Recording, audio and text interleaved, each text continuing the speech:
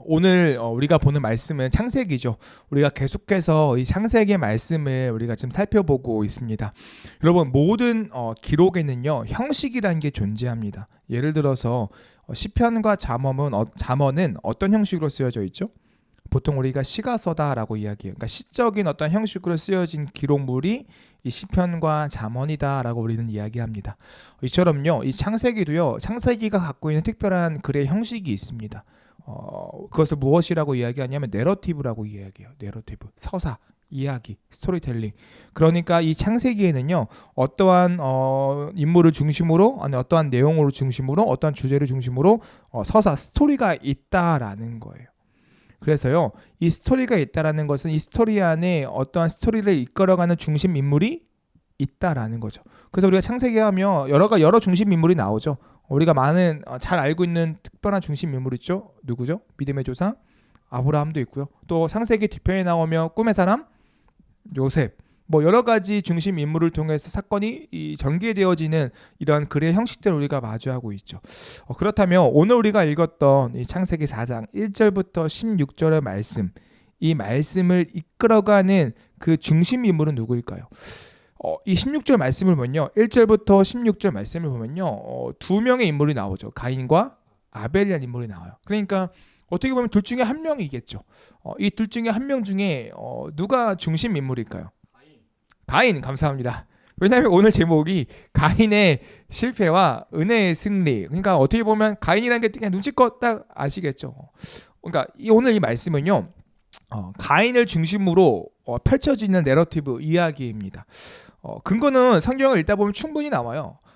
이 말씀을 읽어보면요, 이 내러티브 이야기 속에서요, 아벨은요 한마디도 하지 않습니다. 아벨은요 어떤 이야기도 하지 않아요. 그냥 존재했다 정도만 우리가 알고 있을 뿐이에요. 또요, 이 가인의 이름에 대해서는요 하와가요 설명을 합니다. 어언을 설명을 해요. 여호와로 말미암아 내가 득남하였다라는 어떤 가인의 이름에 대해서 이야기를 하고 있는데요, 아벨은요 그냥 아벨 소개만 하고 있다라는 거죠.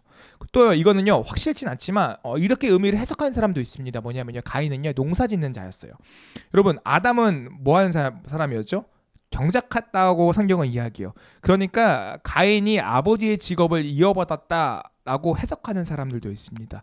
그래서 가인은 아버지의 직업을 이어받았기 때문에 이 장자의 어떤 의미를 통해서 가인이 이 서사의 주인공이다라고 이야기하는 학자들도 있습니다. 그렇게 우리가요 이 창세기 4장 1절부터 16절의 말씀을 살펴볼 때 우리가 되도록이며 가인의 입장에서, 그러니까 가인을 중심으로 두고 이 말씀을 살펴볼 필요가 분명히 있다라는 거예요. 그래서 우리가 지금부터 이제 1절부터 쭉 살펴볼 건데, 살펴볼 때 우리는 가인이라는 그 인물을 중심으로 하나님께서 우리에게 어떤 메시지를 주시려고 하는가에 대해서 생각하면서 한번 오늘 말씀을 함께 나누어 보도록 하겠습니다. 우리 1절과 2절 말씀인데요, 한번 같이 한번 읽어볼게요. 읽겠습니다. 시작. 그의 아내 하와 동침함에 하와가 이르되 내가 여호와로 말미암아 득남하였다 하니라. 그가 또 가인의 아우 아벨을 낳았는데 아벨은 양치는 자였고 가인은 농사하는 자였더라. 아멘. 자, 1절과 2절은 이 아담과 하와의 동침으로 인한 새로운 생명의 출산에 대해서 이야기하고 있습니다. 여러분, 이런 새로운 생명의 등장은요, 하나님의 은혜가 이 타락한 세대 가운데에도 여전히 이어지고 있음을 보여주는 사건인 거예요. 그래서 하와도요, 이 가인을 출산하고 나서 이렇게 고백합니다. 내가 여호와로 말미암아 득남하였다라고 이야기하는 거예요. 여러분, 우리가 여기서요, 이 말미암아라는 단어가요, 뭔가 하나님의 은혜라고 생각하기가 좀 어려울 수도 있어요. 그런데요, 실제로 히브리어 단어를 보면요, 이 에트라는 단어인데요, 이 에테는요 이렇게 표현할 수 있어요. 뭐뭐의 도움으로. 그러니까 무슨 말이에요? 하와는 지금 이렇게 이야기하는 거예요. 주님의 도움으로 내가 남자아이, 이 아이를 얻었습니다, 낳았습니다 라고 이야기하면서 하나님의 은혜를 지금 고백하고 있다라는 거죠. 그러니까 창세기 3장까지는 인간의 타락, 인간의 절망, 인간의 실패에 대해서 이야기하면서 4장에 이어서 어떻게 해요? 절망한 인간들의 삶 가운데에도 하나님의 은혜가 계속되어지고 있습니다라는 것들을 보여주고 있는 사건이라는 거예요. 그러니까 하나님이 거짓말쟁이가 아니었다라는 거죠. 후손을 있게 해줄 거야 라는 그 말이 거짓말이 아니었다라는 것이 이 4장 1절을 통해서 증명되어진다라는 거예요. 이 증명은 하와로부터 아담으로부터 하나님의 은혜가 정말 우리에게 있구나라는 어떤 사실을 느끼게 할 만한 충분한 사건이 되었다라는 거예요. 여러분 이처럼은요. 하나님께서는요. 이 타락한 시대 속에서도 여전히 은혜를 허락하고 계신다라는 거예요. 우리는 이것을 뭐라고 이야기하냐면요. 인간에게 허락하신 하나님의 일반 은혜다라고 이야기해요. 일반 은혜, 일반 은총이다라고 이야기를 합니다. 무슨 말이냐면요. 세상을 유지시키는 하나님의 은혜다라는 거예요. 이 은혜는요. 예수 그리스도를 믿고 믿지 않던 그거와 상관없이 믿음의 유무와 상관없이 모든 사람들에게 베풀어 주신 하나님의 은혜입니다. 그렇죠? 생각을 해볼게요. 여러분 믿지 않는 사람들 출산합니까? 안 합니까? 출산을 하죠. 그렇죠? 믿지 않는 사람들에게도 뭔가 선한 일이 일어납니까? 안 합니까? 일어나죠. 그러니까 이것은 무엇이냐면 모든 사람들에게 베풀어 주신 하나님의 일반 은혜, 일반 은총이다라는 거예요. 그래서 이 일반의 은혜는요 단순한 생명의 유지뿐만이 아니라요 우리의 일상 속에서도 너무나 많은 것들이 드러나고 주어지고 있습니다. 대표적으로 이런 게 있어요. 양심이라는 거예요. 양심. 세상은 타락했죠. 죄로 말미암아 타락했어요. 그러면요 세상은 악해야 돼요. 그러니까 나쁜 놈 천지여야 돼요. 그런데 실제로 살다 보면요 그렇게 나쁜 사람만 있는 건 아니에요. 그러니까 예수님을 믿건 안 믿건 기독교 신앙을 가지던 안 가지던 그거와 상관없이 제법 괜찮은 분들이 너무나도 많아요. 오히려 부끄럽지만 예수님을 믿는다라고 이야기하는 사람보다 도덕적으로 잘 사는 사람들, 양심을 따라서 잘 사는 사람들이 참으로 많죠. 그 양심이 무엇이냐? 하나님께서 이 세상을 유지시키기 위해 주셨던 인간에게 주셨던 일반 은혜라는 거예요. 그래서 그 일반 은혜를 따라서 많은 사람들이 양심을 따라 선을 행하는 경우가 분명히 있다라는 거예요. 그렇게요. 이 타락한 세상 속에서도 여전히 선이라는 모양, 하나님의 일반 은혜가 우리에게 주어졌다는 사실이 이 1절을 통해서 우리에게 증명되어지고 있다라는 거예요. 여러분 이처럼요. 하나님의 그 은혜의 유지, 이 일반 은혜 아래에서요. 오늘 말씀을 보니까 가인과 아벨이 이 땅 가운데서 태어납니다. 그리고 2절에 뭐라고 이야기해요? 형 가인은 농사짓는 자로서, 그리고 아벨은 양치는 자로서 살아가고 있다라고 성경은 이야기하죠. 그리고 3절부터 이제 이 아이들의 출생 말고 새로운 이야기가 등장하기 시작합니다. 우리 3절부터 5절까지 한번 같이 읽어볼게요. 읽겠습니다. 시작. 세월이 지난 후에 가인은 땅의 소산으로 제물을 삼아 여호와께 드렸고 아벨은 자기도 양의 첫 새끼와 그 기름으로 드렸더니 여호와께서 아벨과 그의 제물은 받으셨으나 가인과 그의 제물은 받지 아니하신지라. 가인이 몹시 분하여 안색이 변하니. 아멘. 이 새로운 이야기 속에서 어떤 사건이 등장하냐면 가인과 이 아벨이요 하나님께 제사를 드립니다. 이들이 어떤 방식으로 어떻게 자신의 예물을 하나님께 드렸다라는 이야기는 나오지 않아요. 뭐 화제로 드렸는지 뭐 어디 요제로 드렸는지 뭐 설명하고 있지 않습니다. 그저 이들이 하나님께 제물을 드렸다 정도만 이야기하고 있는 거예요. 그런데요 이 정보 말고도요 말씀을 읽다 보면 또 다른 정보가 하나 등장합니다. 무엇이냐면 가인과 이 아벨에 대한 이 제사를요 하나님께서 연락하셨는지 아니면 받지 아니하셨는지에 대한 정보 또한 제공하고 있어요. 뭐라고 이야기해요? 하나님께서 아벨과 아벨의 제물은 받으셨다라고 이야기하죠. 그러나 가인과 가인의 제물은 받지 않으셨다라고 이야기해요. 우리는요 보통 이 본문에서요 어떤 의미를 많이 도출하는지 아세요? 많이들 아실 거예요. 예배에 대한 어떤 교훈을 도출을 하죠. 무슨 말이에요? 하나님께서 가인의 예배를 받지 아니하시고 아벨의 예배를 받으셨습니다. 그렇기에 우리의 예배가 하나님께 연락되기 위해서는 누구와 같이? 아벨과 같이 우리는 예배를 드려야 합니다 라고 우리는 이야기하는 거예요. 그러면 우리가 드려야 하는 아벨의 예배는 무엇입니까? 라고 이야기했을 때 뭐라고 해요? 아벨은요 첫 새끼를 드렸지만 가인은 그냥 곡식을 드렸어요. 그래서 우리의 예배가 첫 곡식이 되어야 합니다. 첫 양이 되어야 합니다.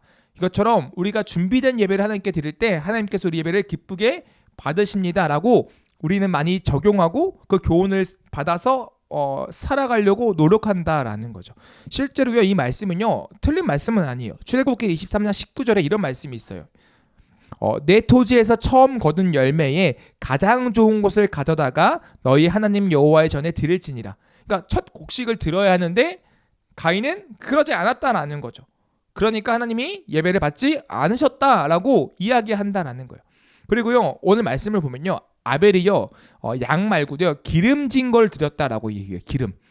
이 구약 제사에서 이 기름은요, 가장 좋은 기름을 의미합니다. 그리고 실제로 이 가장 좋은 기름은요, 제사법 안에서 하나님께 드려지는 제물이었어요. 그러니까 인간들이 절대 먹을 수 없는, 손댈 수 없는 그 제물이 기름이었습니다. 기름진 거. 그렇기 때문에 아벨이요, 첫 양과 그 기름을 드렸다라는 것은 하나님 앞에 정말로 정성껏 최고의 예물을 올려드렸다라는 것을 의미한다라는 거예요. 그래서 우리 예배가 가인의 예배가 아니고 누구의 예배가 되어야 된다? 아벨의 예배가 되어야 됩니다라는 교훈을 이 본문을 통해서 우리는 많이 끌어내고 적용하고 있죠. 그런데요, 전 적어도 지금 이 창세기 4장 안에서 전하는 메시지가요, 그 메시지는 아니라고 생각을 합니다. 그러니까 그 메시지가 틀렸다라는 의미는 아니에요. 그 메시지를 충분히 끌어와서 우리의 예배 가운데 적용시킬 수 있다라고 생각합니다. 그런데 그 메시지가, 예배에 대한 메시지가 정말로 창세기 4장이 우리에게 전하고자 하는 메시지인가? 라고 물었을 때 아니요 라고 저는 이야기를 하고 싶어요. 왜냐하면 여러분, 예배에 대한 정의는요, 분명히 나타나긴 해요. 어디서 나타나냐면 신약시대에. 그러니까 신약 히브리서 11장 4절의 말씀을 보면요, 이런 말씀이 있어요. 믿음으로 아벨은 가인보다 더 나은 제사를 하나님께 드림으로 의로운 자라 하시는 증거를 얻었으니 라고 이야기합니다.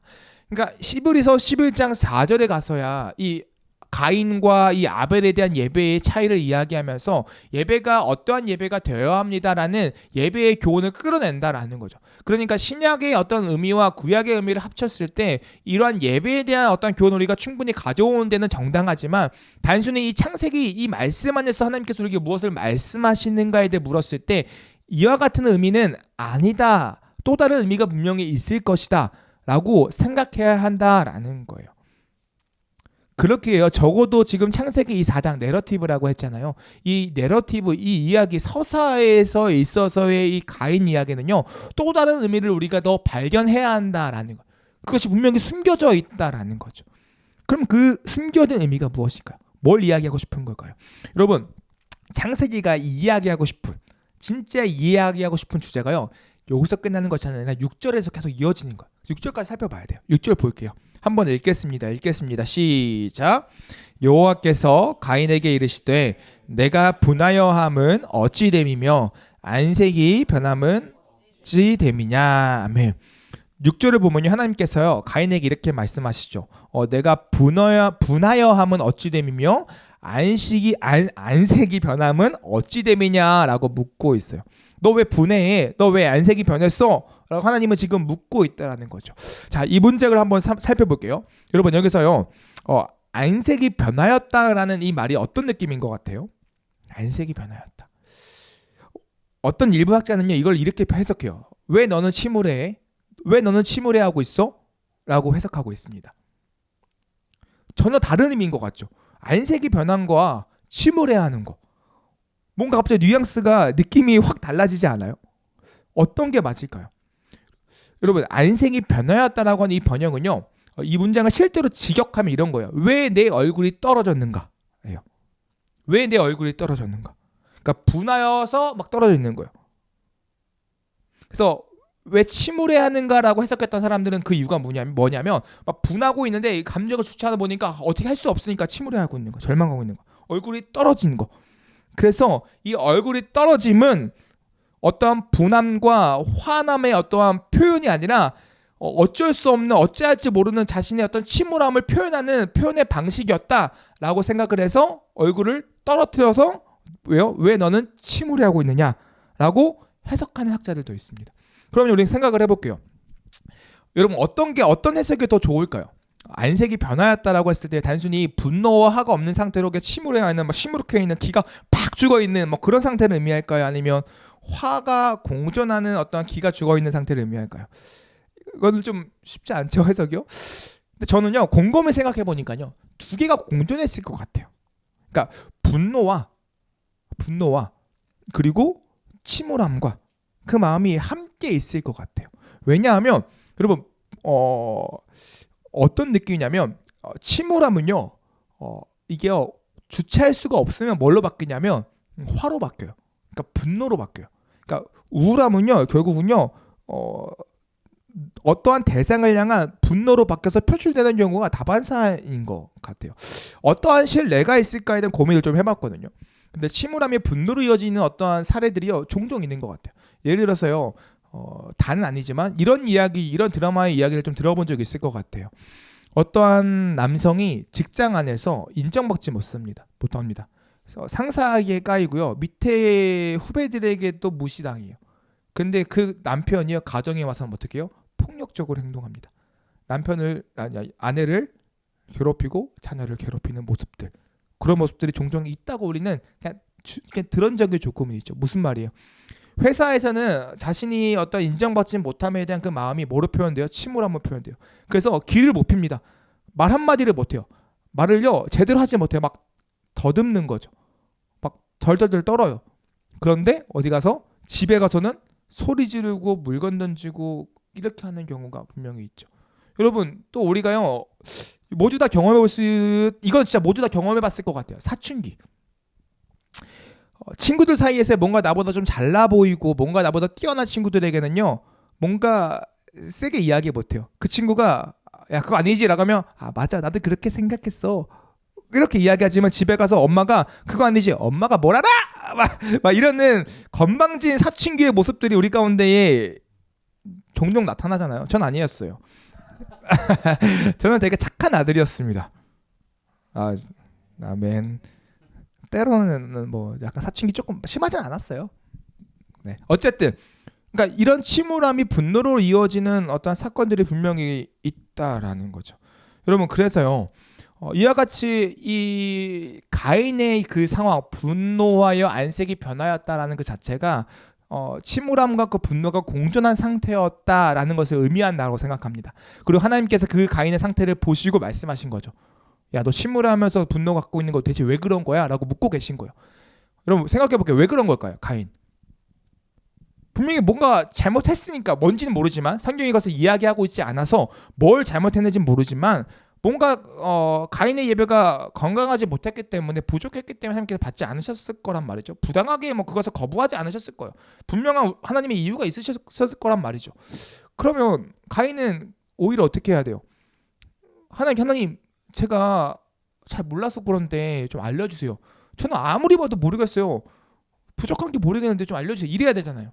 근데 가인은 안 그랬단 말이죠. 왜 그럴까요? 왜? 아담의 타락 사건과 연관이 있습니다. 무슨 말이냐면, 아담이 타락하고 나서 그 이후에 태어나는 모든 인간들은요, 악한 존재로 태어나요.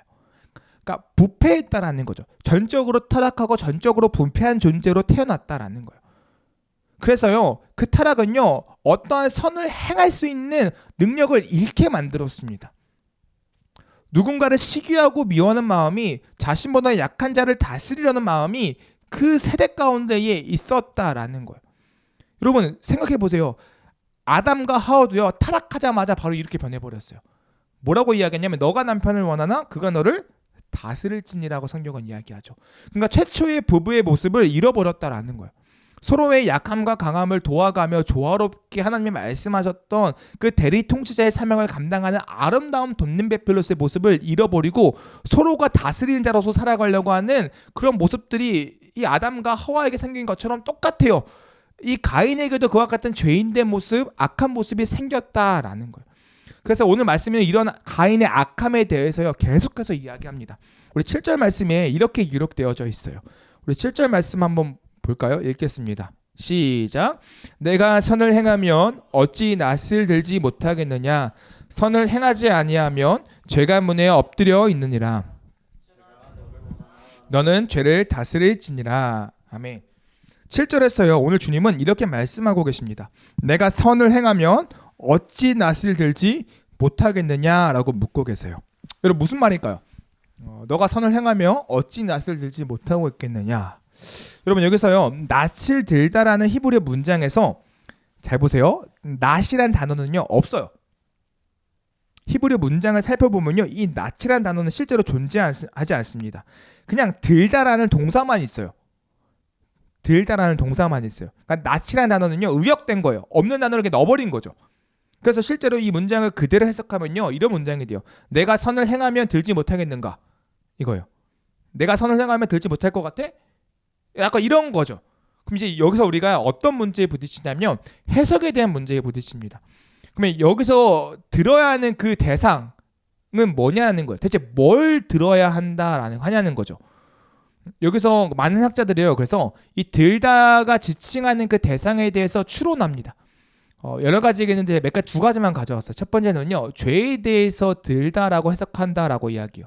그러니까 이 들다와 연결된 단어가 죄라는 단어다라는 거죠. 그럼 이렇게 해석이 되는 거예요. 만약 내가 선을 행하면 내 죄에 대한 용서가 있을 것이다 라고 의역이 가능한 거죠.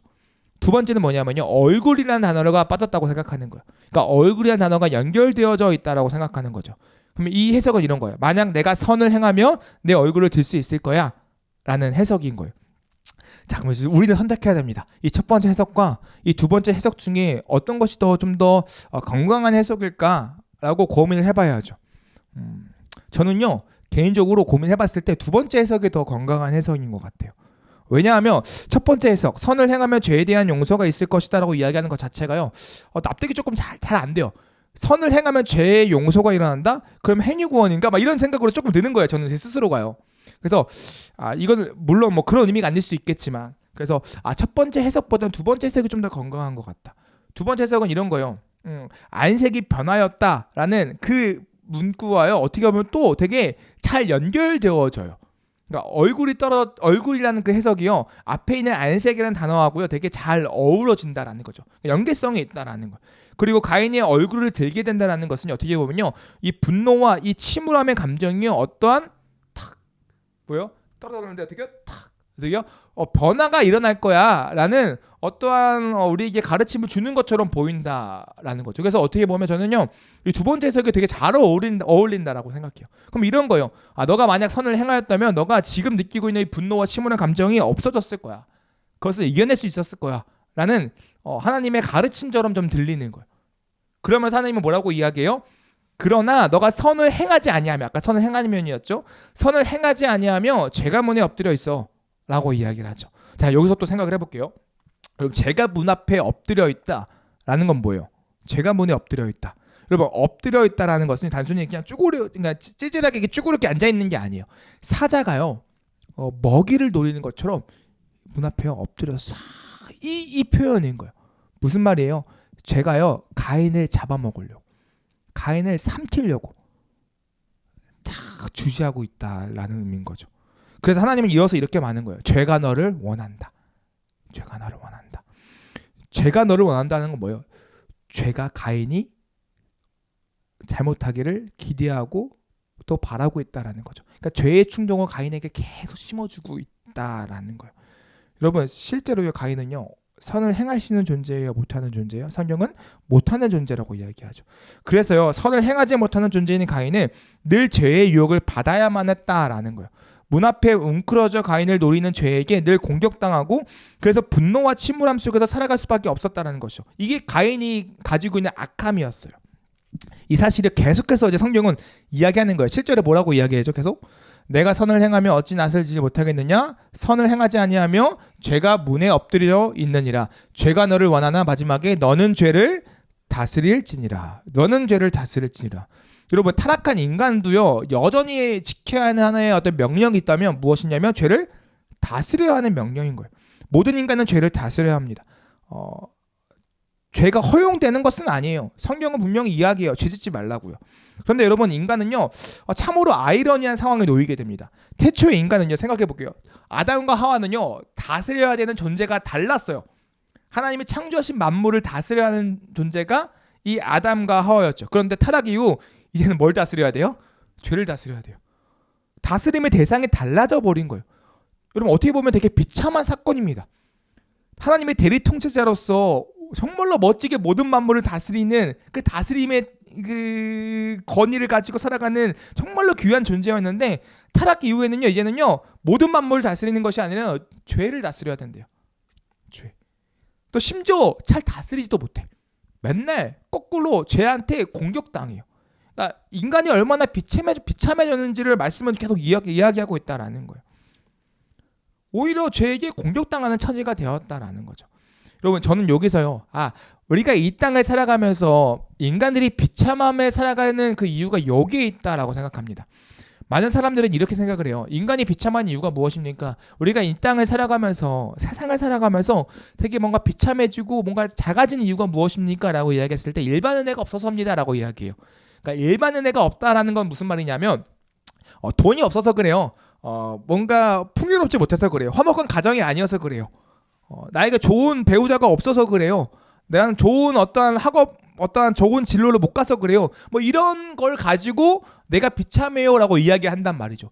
근데 성경은 이야기하기를 우리가 진짜 비참한 이유는 그런 일반 은혜가 없어서가 아니라, 그러니까 세상을 살아갈 수 있는 우리가 생각하는 어떤 돈, 명예, 어떠한 배우자, 안정적인 가정 이런 거가 없어서가 아니라 너희가 진짜 비참한 이유는 무엇이냐면 죄에게 공격당하는 존재가 되었기 때문에, 대리통치자의 사명을 잃어버렸기 때문에, 오히려 너가 다스려야 하는 그 존재들로부터 다스림을 당하기 때문에 너희가 비참하게 된 거야 라고 성경은 이야기하고 있다라고 생각을 합니다.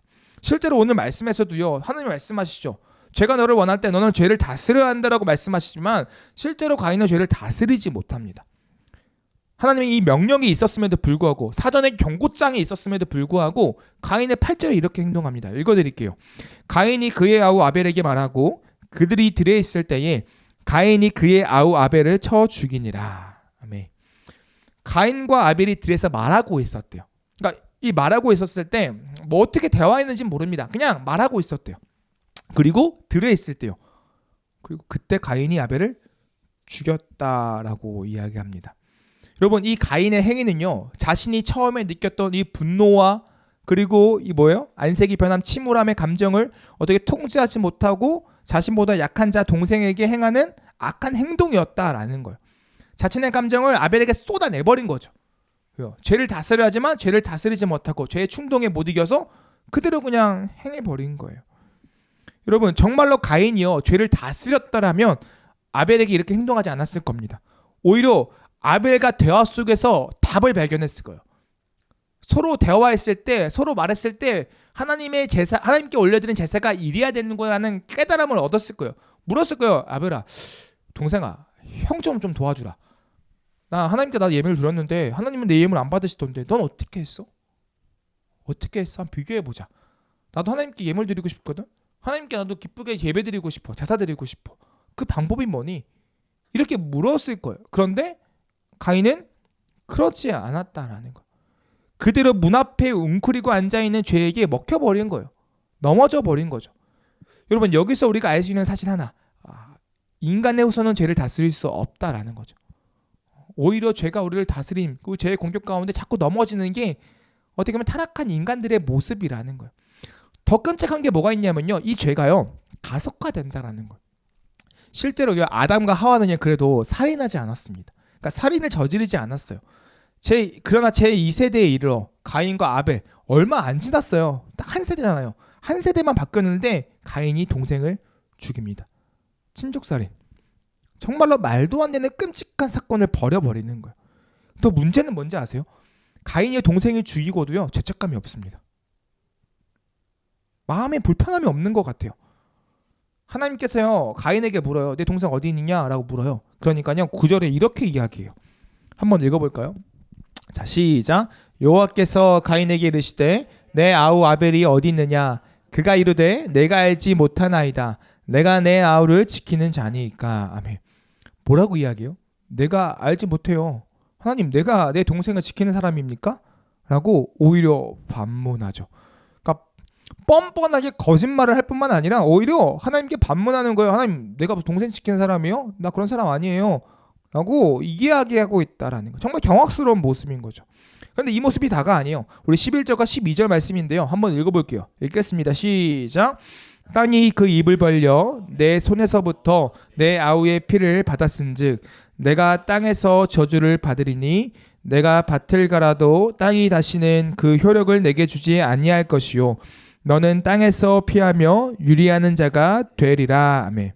여러분 11절과 12절에서는요. 하나님께서 가인의 잘못을 아시고 가인에게 형벌을 내리시죠. 그러니까 땅이 저주하여 더 이상 땅에 효력이 없을 것이다. 그러니까 땅의 어떤 소산을 너희가 충분하게 얻지 못할 거야. 그리고 땅에 유리하는 자가 될 거야 라고 말씀하시죠. 그러면 가인이 어떻게 해야 돼요? 정상적인 사람이라면, 정말 선을 가지고 있는 사람이라면, 주님 제가 잘못했습니다. 무릎 꿇고 제가 죄인입니다. 저를 용서해 주시옵소서. 아니면 뭐 용서까지, 염치 같으면 용서도 안 구할 것 같아요. 하나님 저를 벌해 주시고 저를 정말로 저 잘못했으니 뭐 이렇게 얘기했을 것 같아요. 그런데 뭐라고 이야기하는 줄 알아요? 13절. 오잉? 13절 없네요? 13절 한번 읽어볼까요? 같이 읽겠습니다. 시작. 가인이 여호와께 아뢰되 내 죄벌이 지기가 너무 무거우니이다. 아멘. 하나님 내 죄벌이 너무 무거워요. 나 이거 못 지겠는데요. 라고 이야기하는 거예요. 여러분 이게 맞아요?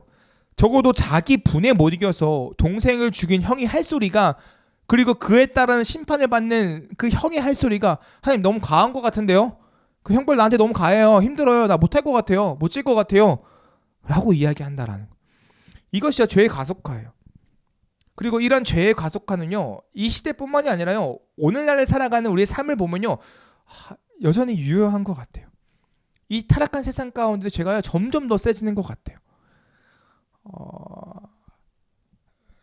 학생들을 가르치다 보면 이 학생들이요, 정말 착한 애들고 좋은 애들도 많지만 어떻게 애들이 이렇지? 애들이 어떻게 이렇게 악하지? 라고 느껴질 정도의 일들이 일어나기도 합니다. 여러분 이게 세상이에요. 이게 세상의 타락함이에요.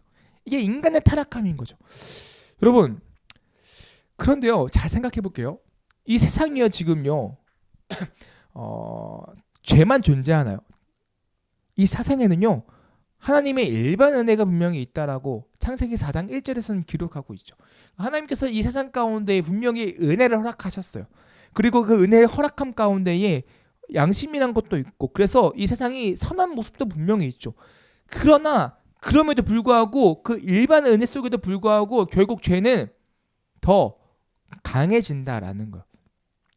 하나님의 은혜가 분명 타락 이후에도 그 세대에게도 분명히 존재했지만, 그러나 여전히 우리의 삶 가운데에는 죄가 이기는 삶으로만 가득 차 있다라는 거예요.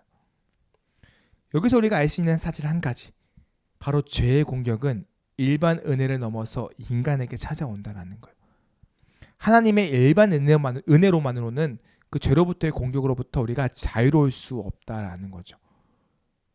이 세상이 아름다워지지 않는다라는 거예요. 여러분 그렇게요, 성경은요 이 세상이 아름답다라고 이야기하지 않습니다. 성경은요 오히려 이 세상이 얼마나 잔혹하고 얼마나 끔찍한 곳인지를 이야기하고 있어요.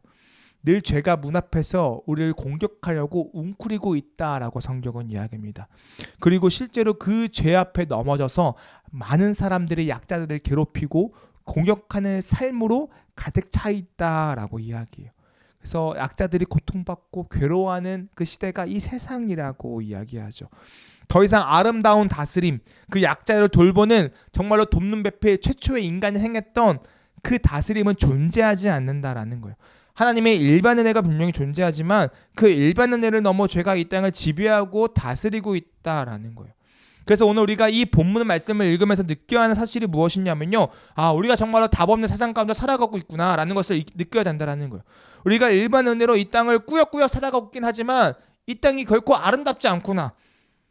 가인의 세대가 하나님의 은혜가 존재한 것 같지만 이 가인의 세대가 정말 끔찍한 세대구나. 이 죄와 공존하는 이 삶이 정말로 두렵고 무서운 공포스러운 세상이구나 라는 그 공포가 우리 가운데 느껴져야 한다라는 거예요. 그래서요, 나의 연약함이 드러나는 순간 나의 연약함을 물어뜯으려는 수많은 사자들과 이리들이 이 세상까지 널리 많구나라는 것들을 느껴야 한다라는 거예요. 사장은 그것을 이야기해주고 있어요. 가인과 아벨 사건은요, 그냥 예배에 대한 어떠한 이야기도 분명히 있지만 더 이야기하고 싶은 거는 타락한 세대, 타락한 세상은 이렇게 무서운 곳이야, 이렇게 끔찍한 곳이야 라는 것을 이야기해주고 있다는 거죠. 그러면 이 창세기 4장을 읽는 우리들의 마음, 정말 이것이 믿어지고 공감되어지고 그것이 사실로서 여겨진다면 우리들의 마음은 어떨까요? 저는 막막할 것 같아요. 막막. 대체 이 답 없는 세상에서 어떻게 살아갈 수 있지? 이 끔찍한 세상에서 내가 어떻게 살아갈 수 있지? 이 생각이 가득 차다라는 거죠. 반대로 이거에 대해서 공감하지 못하는 사람들은 서두에 이야기한 것처럼 그냥 일반 은혜를 기대해요. 그러니까 돈이 많았으면 좋겠고 좋은 직장을 가졌으면 좋겠고 그리고 어떤 좋은 배우자, 좋은 가정 그것이 어떤 이 막막한 세상을 살아가게 한 하나의 빛이 될 거라고 그것이 이 세상을 아름답게 바꿀 거라고 생각을 하죠. 그런데 아니에요. 성경은 그렇지 않대요. 이 세상을 바꾸려면 일반 은혜가 아니라 또 다른 특별한 은혜가 필요하다라고 이야기를 하는 거예요. 그것이 오늘 말씀에 정확하게 기록되어지진 않지만 우리가 성경을 다 보았다면 성경을 계속 읽어간다면 그것이 기록되어져 있는데 그 특별한 은혜가 있는데 그것이 무엇이냐면 복음인 거예요. 그래서 복된 소식이라고 이야기하는 거죠. 이 답 없는 세상, 이 끔찍한 이 세상 가운데에 특별한 은혜가 필요한데 특별한 은혜가 왔대. 그게 예수님이래. 그리스도께서 이 땅에 오셔서 우리가 경험하고 있는 죄로부터의 승리를 허락하셨대. 이게 복음인 거예요. 이게 특별한 은혜인 거죠. 여러분 그래서요. 성도가 누리는 유익이 무엇이냐면요. 세상이요. 답이 없던 세상이요. 답이 있는 세상으로 바뀐다라는 거예요. 그렇게 끔찍하고 공포스러웠던 세상이요. 아름다워진다라는 거예요. 왜냐하면 일반 사람들에게는 특별한 은혜가 없어요. 하나님의 특별한 계시가 없고요. 특별한 계시로부터 오는 특별한 은혜가 없어요. 주님을 알지 못하는 그리스도를 믿지 못하는 사람들에게는 말이죠. 그들에게는 하나님의 일반 은혜가 있는 거예요. 그냥 생명을 유지하게 하시는 하나님의 넓은 그것도 큰 은혜예요. 그 은혜가 있을 뿐이죠. 그러나 여전히 그 사람들의 세상의 퍽퍽함 가운데에 정말로 아파하고 힘들게 살아가야 돼요. 특별 은혜가 없으니까. 그러나 성도들은 달라요. 우리에게 필요했던 그 특별 은혜가 주어졌죠. 그리스도, 예수 그리스도께서 이 땅에 오심으로 말미암아 우리가 이길 수 없었던, 우리가 행할 수 없었던 수많은 율법과 죄의 문제를 다 해결해 주셨죠. 그리고 이제 우리는 승리했다라고 이야기하는 거예요. 그래서 이제 우리는요 세상이 아름다워요.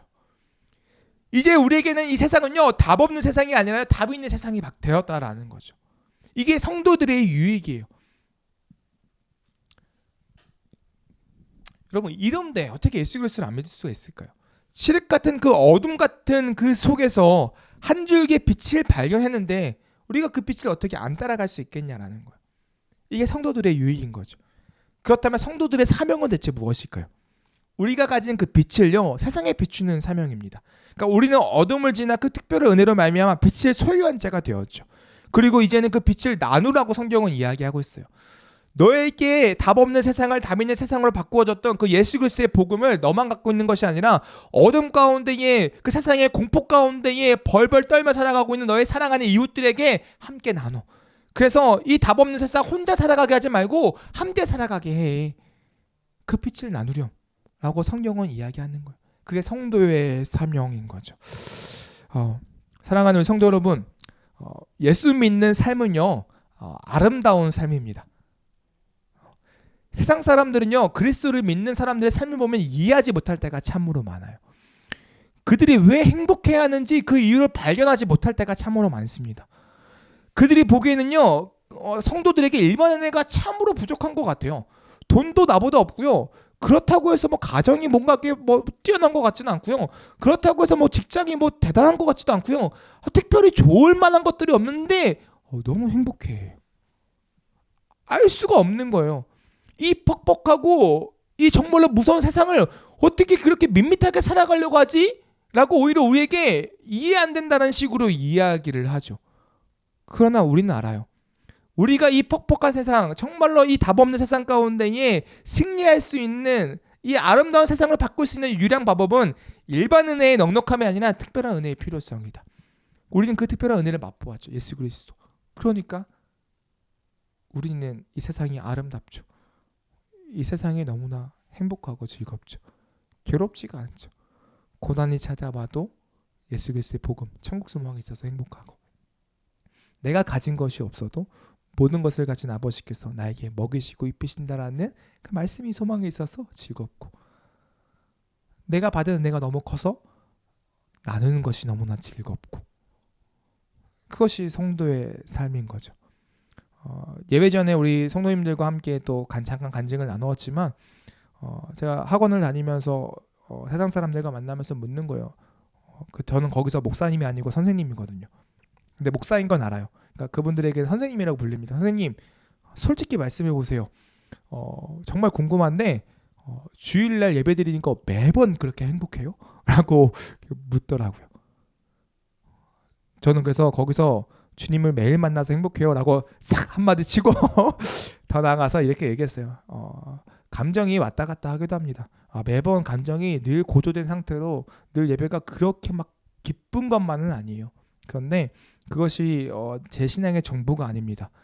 제 삶 속에서 하나님의 은혜가 있고 또 그 은혜를 나누는 기쁨이 있어요. 그래서 저는요, 뭔가 가진 게 많아서가 아니라 선생님들에게 이렇게 음료 자주 사다서 이렇게 나누거든요. 이렇게 그날도 커피를 사갔어요. 그래서 이 커피 사다 드리는 게 제 기쁨이에요. 하나님의 말씀대로 나누는 게 제 기쁨이고 즐거움이에요. 라고 이야기를 했어요. 그분들은 이해가 안 되는 거예요. 하지만 우리는 이해가 되죠. 행복하잖아요. 주님의 말씀대로 살아간다라는 그 삶이 너무 행복하잖아요. 돈이 없어도. 사랑하는 우리 더헤치 성도 여러분, 여러분의 인생은 아름다운 인생입니다. 지난주에 이야기했던 것처럼 심판 속에 담겨진 그 은혜를 발견하라고 이야기했잖아요. 이제는요, 더 나아가서 이 약한 세상 가운데에 우리에게 부으셨던 특별 은혜를 생각했으면 좋겠어요. 그러면 세상이 아름답게 보입니다. 아니, 아름답게 세상이 보이는 것이 아니라 아름다운 세상을 발견하게 될 거예요. 그 유익을 마음껏 누리시길 간절히 소망합니다. 슬퍼하지 마세요. 괴로워하지 마세요. 낙심하지 마세요. 낙담하지 마세요. 하나님께서 우리에게 부으셨던 그 복음의 유익, 그걸 마음껏 누리세요. 그렇게 유익을 누리며 사명을 감당하는 우리 사랑하는 우리 더헤치처치, 또 우리 모든 성도 여러분을 되시길 간절히 소망합니다. 아멘.